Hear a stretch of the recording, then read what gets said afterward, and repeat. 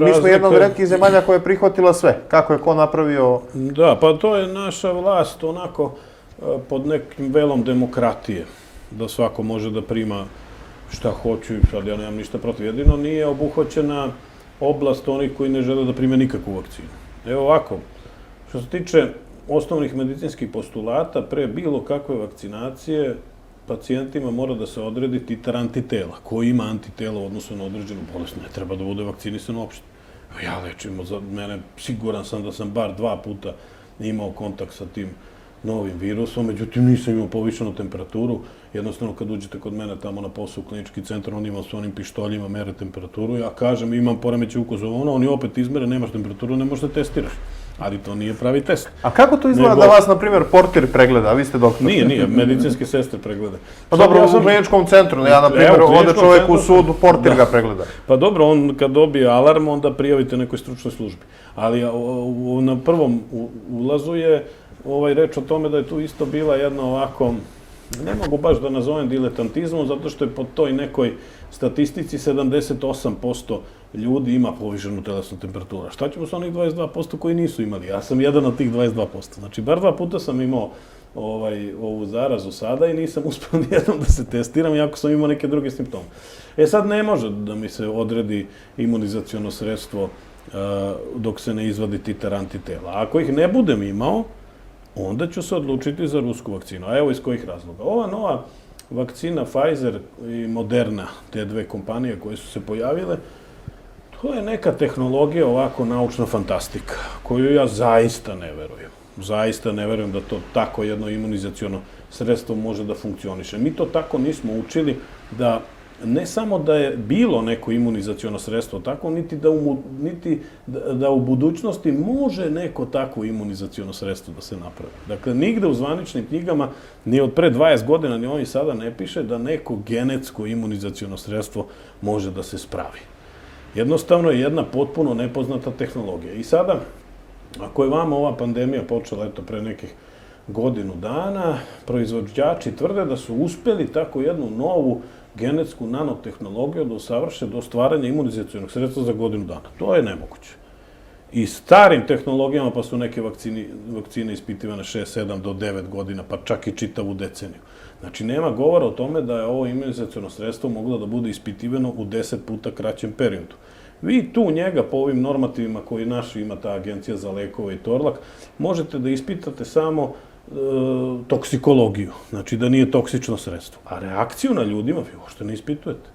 Šta to znači? Neko primi pa ga gledate 2 nedelje da li će nešto mu se desi, a genetsko je sredstvo. Pa to se ispituje bar deceniju da li genetsko sredstvo ima efekat na čoveka ili ne. Što se tiče ovih starih tehnologija, kao što je napravljena Sputnik vakcina u Rusiji, to je stara jedna tehnologija nama dobro poznata. Odredili su adenoviruse za nosače i tu nema nekih nuspojava koje bi mogle da se dogode. Zato sam se ja izjasnio za nju. Inače, što se tiče procesa provere, i to bez 2-3 godine ne bi trebalo. Ali kada je neka stara, dobro poznata tehnologija u pitanju, onda neki od tih tehnoloških procesa sad u ovo moderno vreme može nešto malo da se ubrza.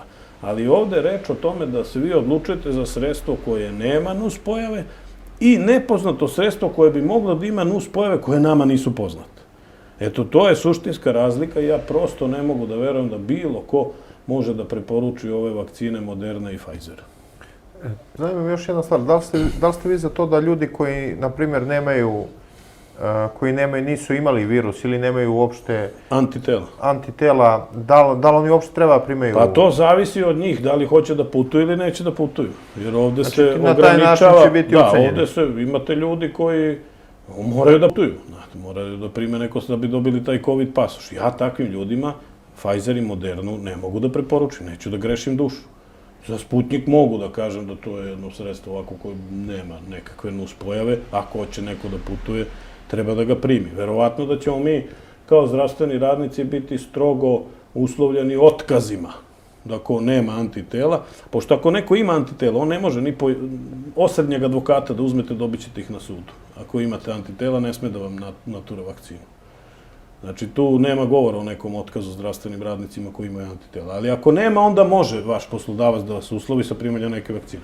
Što se mene lično tiče, ja sam tamo napisao neki odgovarajući dopis službi koja me terala da se vakcinišem, da ja smatram da imam antitela. Čekam da vidim da se laboratorijski odredi da li ih imam ili nemam i u slučaju da ih nemam, prihvatam samo Sputnik vakcinu. Eto, to je bio moj odgovor. Da li su ove podele vakcina po određenim zemljama, na primjer vidimo zemlje koje su bliže Rusiji, uzimaju uglavnom Rusku, zemlje koje su bliže SAD-u njihovu, da li je to neka nova globalna podela sveta na interesne sfere? Ja ću pre svega da se osvrnem na jednu činjenicu koja po meni neupitna, da su se sve te vakcine, bila Ruska, bila Pfizer, bila Moderna ili šta već, pojavile u istom momentu. Ja iz tog razloga izražavam neku svoju ličnu skepsu, da je u pitanju takođe neka vrsta ujdurme i da to sve dolazi iz istog lonca, da tu nema nikakve razlike i da Rusija ako tvrde da je nekakva njihova vakcina drugačije tehnologije, ja to mogu da im verujem ili da im ne verujem. Jer mi je zaista jako čudno da se u jednom jako kratkom periodu pojavljuju sve 3 vakcine. Mislim da je to zapravo pravljenje lažnog izbora i da je u pitanju jedno te isto, jedan te isti preparat. Ja, naravno, ugrađujem se, to je moje razmišljanje, nisam stručan. Međutim, sve se svodi na njihovu lepu reč.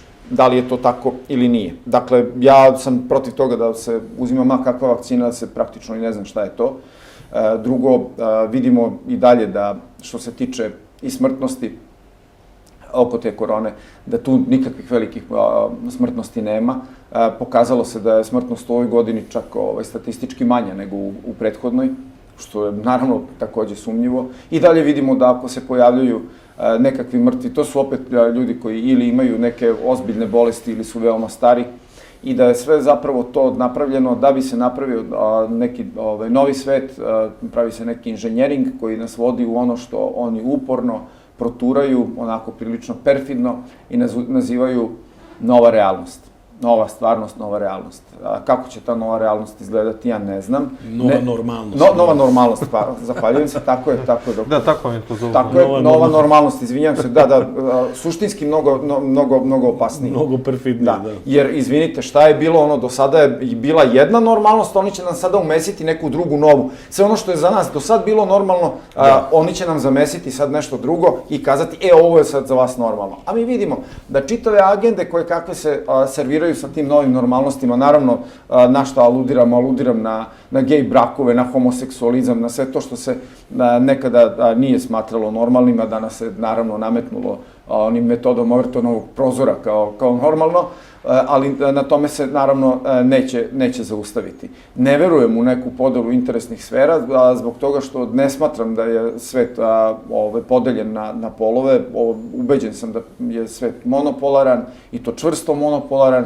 Taj pol jedan nalazi se, znači pol vlasti nad celim svetom nalazi se u rukama gospodara novca i da su sve nekakve vlade tih pseudo-suverenih država zapravo holding, nekakav holding izvršilaca radova gospodara novca. Ne znam, da li ste vidjeli, doktor Nestorović iznosi podatke da se može tradicionalnim sredstvima se može lečiti. Da, on je